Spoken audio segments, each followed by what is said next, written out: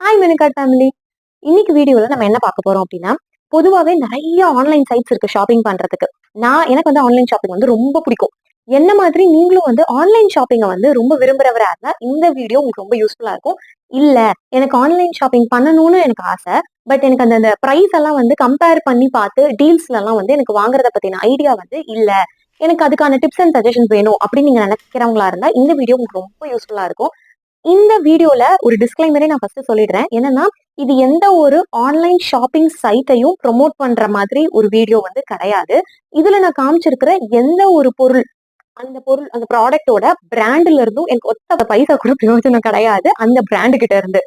இது முழுக்க முழுக்க என்னோட ஓன் இன்ட்ரெஸ்ட்ல டீல்ஸ்லாம் வரும்போது எப்படி பர்ச்சேஸ் பண்ணிக்கலாம்? எப்படி வந்து மணி சேவ் பண்ற மாதிரி நம்ம பர்ச்சேஸ் பண்ணலாம்? அப்படிங்கிற என்னோட பெர்சனல் ஒப்பீனியன், ஐடியாஸ் அண்ட் சஜஷன்ஸ மட்டும் தான் உங்களோட இந்த வீடியோல வந்து நான் ஷேர் பண்ணிக்க போறேன். பொதுவா